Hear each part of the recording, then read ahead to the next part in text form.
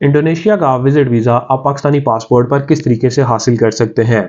Indonesia का sticker visa Pakistani passport पर हासिल करना नहायत ही आसान है। अस्सलाम वालेकुम, welcome to my YouTube channel visa culture and vlogs. Visa culture and vlog साथ मैं हूं आपका दोस्त जीशान सदीक।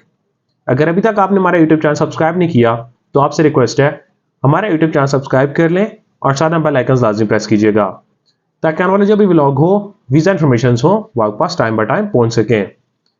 आज के इस व्लॉग में हम बात करेंगे इंडोनेशिया विजिट वीज़ा के बारे में कि कौन से प्रोसेस को फॉलो करके आप पाकिस्तानी पासपोर्ट पर इंडोनेशिया का स्टिकर वीज़ा हासिल कर सकते हैं।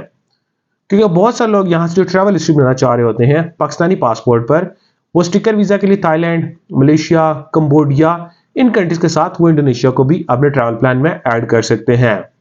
तो इस व्लॉग में हम आपको सारी इन्फॉर्मेशन शेयर करेंगे कि आप किस तरीके से वीज़ा अप्लाई करते हैं, उसकी फीस कितनी है, प्रोसेसिंग टाइम और आप कितने डेज में इसका वीज़ा हासिल कर सकते हैं।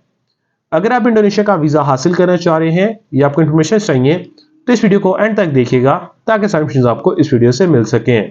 फर्स्ट ऑफ ऑल हम बात करते हैं इंडोनेशिया का वीज़ा अप्लाई आप किस तरीके से करते हैं, डॉक्यूमेंटेशन में क्या डॉक्यूमेंट्स रिक्वायर्ड होते हैं। इसमें सबसे पहले जो आपके डॉक्यूमेंट्स आते हैं, आपका पासपोर्ट मिनिमम आपका 6 मंथ वैलिड होना चाहिए और 1 से 2 ब्लैंक पेज होने चाहिए। क्योंकि स्टिकर वीज़ा आपके पासपोर्ट के ऊपर स्टिकर किया जाता है तो आपका 1 से 2 ब्लैंक पेज होना लाजमी होते हैं। उसके बाद आपको वीज़ा फॉर्म फिल आउट करना पड़ता है। वीज़ा फॉर्म के जो है आपको 2 सेट बनाने पड़ते हैं। जो आपके वीज़ा फॉर्म होता है उसके 2 प्रिंट्स आपको करवाने पड़ते हैं।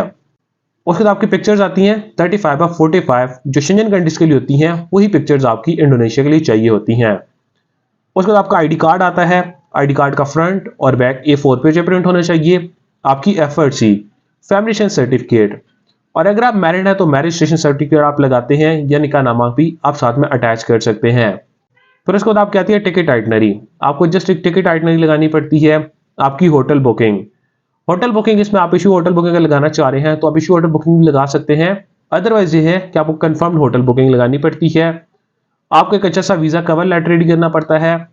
कवर लेटर के बाद अगर आप ट्रैवल प्लान लगाना चाह रहे हैं तो आप ट्रैवल प्लान भी लगा सकते हैं। तो आपका सोर्स ऑफ इनकम में अगर आप एम्प्लॉय हैं तो एम्प्लॉयमेंट लेटर, NOC लेटर और लास्ट मंथ की सैलरी स्लिप चाहिए होती हैं। और अगर आप बिजनेस कर रहे होते हैं business letterhead sign stamp के साथ, क्योंकि बिजनेस लेटर हेड के ऊपर आपका वीज़ा कवर लेटर रेडी किया जाता है। अगर आप एम्प्लॉय होते हैं, जॉब कर रहे होते हैं, जॉब होल्डर होते हैं, तो आपका visa cover letter white page के ऊपर प्रिंट किया जाता है, तो आप उस पर सिग्नेचर करके फाइल में अटैच करते हैं। अगर आप बिजनेसमैन होते हैं तो आपका लेटर हेड के ऊपर proper visa cover letter ready किया जाता है। लेटर हेड के ऊपर प्रॉपर आपको स्टैम्प भी लगानी पड़ती है। और उसके बाद आपका business visiting card, business FPR NTN और लास्ट 6 मंथ की स्टेटमेंट चाहिए होती है।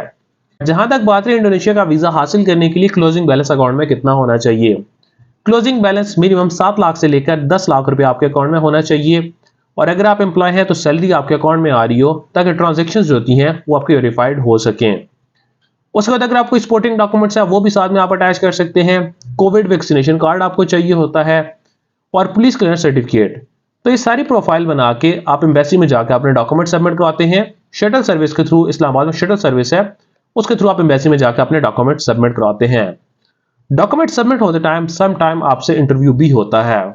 इंटरव्यू में जो क्वेश्चन किए जाते हैं वो जो आपकी प्रोफाइल सबमिट करवा रहे होते हैं उससे रेलिवेंट ही क्वेश्चंस होते हैं। मीन आपके सोर्स ऑफ इनकम क्या है, अगर आप जॉब कर रहे हैं तो जॉब की डिटेल्स आपको बतानी पड़ती हैं।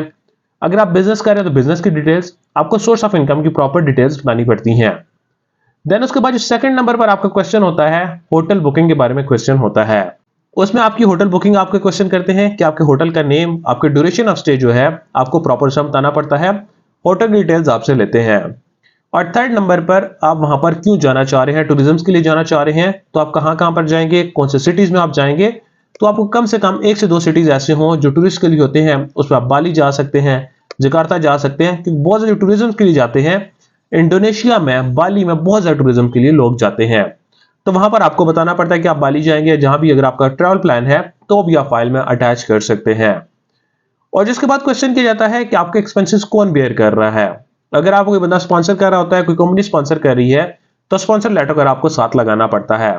अदरवाइज आपको बताते हैं कि आपको बताना पड़ता है कि मेरे सारे एक्सपेंसेस मैं खुद बेयर कर रहा हूं। आपके पास जो इनकम होती है उसके मुताबिक आप उनको बता सकते हैं। तो एक छोटा सा इंटरव्यू भी समटाइम आपका कंडक्ट कर लिया जाता है। इंटरव्यू के बाद आपको फीस सबमिट करवानी पड़ती है। इंडोनेशिया के वीजा के लिए अब सबसे बड़ी बात यह है कि आपको फीस PKR में पेड नहीं करनी पड़ती, आप डॉलर्स में फीस पेड करते हैं। इंडोनेशिया की जो फीस है पहले $50 थी, लेकिन कुछ टाइम पहले इसकी फीस जो है एक्सटेंड होने के बाद $105 है, तो वो आपको डॉलर की सूरत में पेड करनी पड़ती है। लेकिन डॉलर्स में आपको एक चीज का ये ख्याल करना चाहिए कि जब आप फीस लेकर जाते हैं तो आपके जो डॉलर्स हैं प्रॉपर डॉलर्स ठीक होने चाहिए, कोई फटा हुआ डॉलर ना हो और कोई बहुत पुराना डॉलर ना हो। अगर आपको डॉलर पुराना होता है, फटा हुआ होता है, तो वो डॉलर एक्सेप्ट ही नहीं किए जाते और PKR में वहां पर फीस एक्सेप्ट नहीं की जाती। और प्रॉपर डॉलर्स ठीक तरीके से लेकर जाएं, अच्छे से डॉलर्स हो, तो वहां पर आपकी फीस सबमिट हो जाती है। फीस सबमिट होने के बाद इसका जो प्रोसेसिंग टाइम है 15 डेज से लेकर 45 डेज के दरमियान इसका प्रोसेसिंग टाइम होता है। लेकिन आजकल जो डिसीजन है 10 to 15 डेज के अंदर इसका इंडोनेशिया का डिसीजन हो रहा है, क्योंकि न्यू ईयर आ रहा है। तो न्यू ईयर के बाद भी काफी सारे लोग ट्रैवल करते हैं। इंडोनेशिया टूरिस्ट कंट्री है, बहुत सारे लोग वहां पर ट्रैवल करते हैं। तो 15 डेज से लेकर 45 डेज तक उसका प्रोसेसिंग टाइम है। क्योंकि हमारे रिसेंट एक क्लाइंट का वीजा लग के आया था, जो हमने कम्युनिटी टैब में भी शो किया हुआ था, आपको इंडोनेशिया का वीजा किस तरीके से हासिल कर सकते हैं। तो हमने सोचा एक वीडियो बना के अपने यूजर्स को ये बता दें कि इंडोनेशिया का वीजा पाकिस्तानी पासपोर्ट पर हासिल करना निहायत ही आसान है। अगर आप ट्रैवल हिस्ट्री बना रहे हैं तो इंडोनेशिया को भी आप अपनी ट्रैवल हिस्ट्री में शामिल कर सकते हैं। अगर आप इंडोनेशिया या किसी भी कंट्री का वीजा अप्लाई करना चाह रहे हैं या आपको इन्फॉर्मेशन चाहिए, तो स्क्रीन पर ये कॉन्टैक्ट नंबर पर आप हमारे साथ रब्ता कर सकते हैं। अदरवाइज आप हमारे ऑफिस विजिट कर सकते हैं।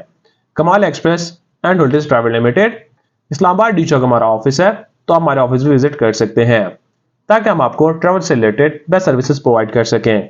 Thank you so much.